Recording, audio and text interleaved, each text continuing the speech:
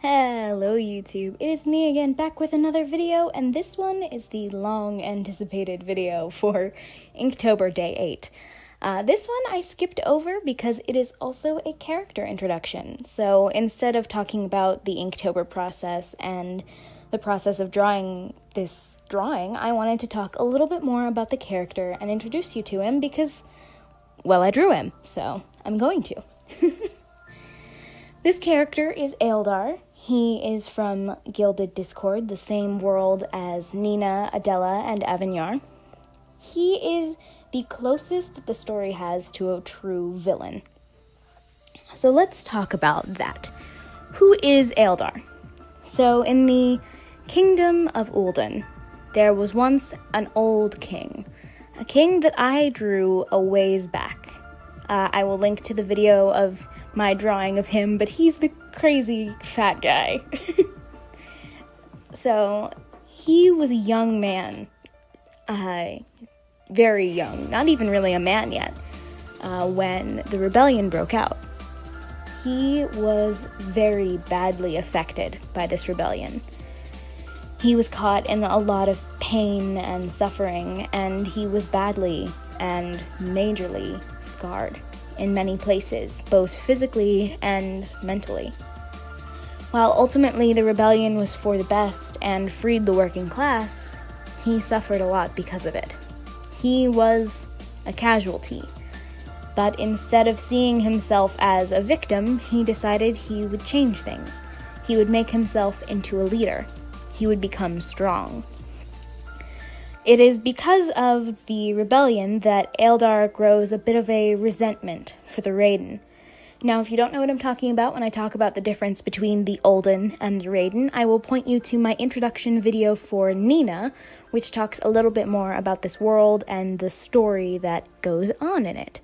So that way you'll know what I'm talking about. I recommend you watch that first. So, Eildar kind of really hates the Raiden.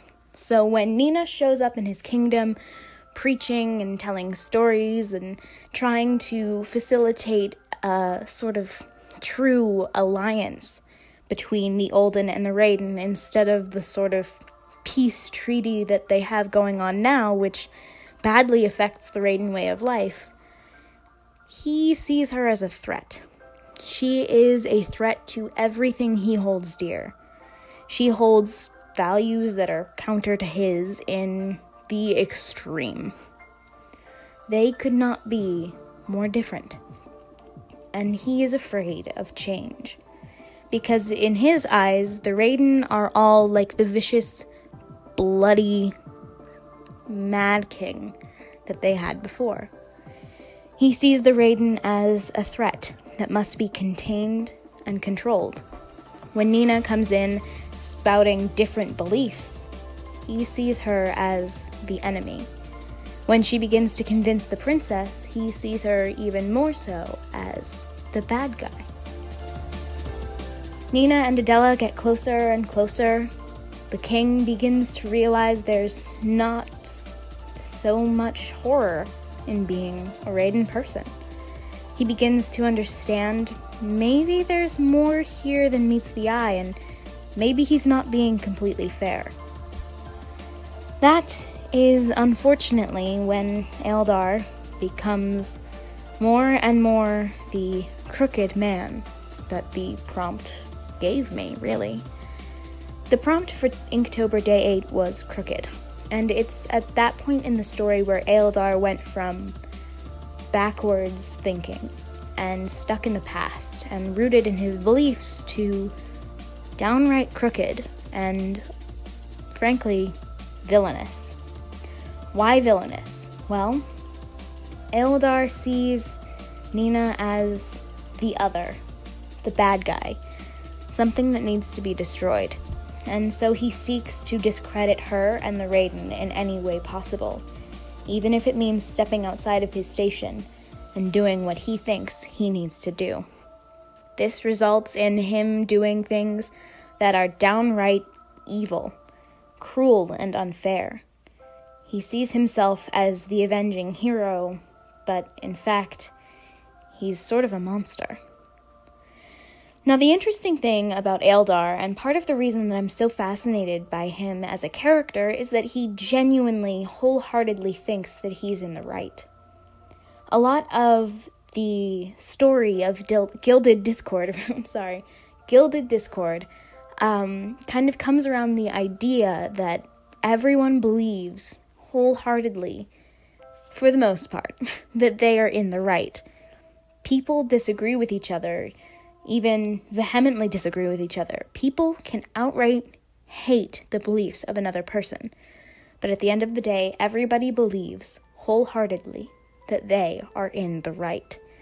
Everyone is the hero of their own story. They see everyone else as the other, the backwards. They don't see each other as other people. And that is kind of the problem that Gilded Discord aims to tackle. So what does Eildar represent? He represents, in the case of this story, somebody who is so rooted in their beliefs and who is so unwilling to see the other side of the story that he is willing to do anything to make sure that his beliefs are paramount. He is willing to do absolutely anything to make sure that his status quo isn't threatened or changed. And that is what makes him the antagonist. He is willing to do absolutely anything to eliminate the threat. And the threat just so happens to be our main character. And he doesn't see anything wrong with that. So, a little bit more on a personal note about this drawing. I really liked this drawing. I didn't like the original. I thought the original was, frankly, pretty crappy. But the redraw wasn't quite as bad. I still don't think it's exactly where I wanted it to be. But it looks a lot more like I pictured him in my head. I think part of the problem is when I first woke up, because Gilded Discord actually came from a dream. When I first woke up, I created the characters in a certain, online character creator online. I said online twice, I'm sorry. I created them in a character creator, avatar maker. So at the end of the day, when I went to draw them, I had this preconceived notion for what they should look like. And I think I have to kind of let go of that a little bit and loosen the reins in order to get a drawing that I'm completely proud of. And what's funny is this drawing is pretty old at this point. It's been a couple months since I drew this, and I think that I have improved greatly. So I look forward to drawing Eildar again in the future. That said, I don't have too much more to say about this drawing or this character, so I will leave you there for that one.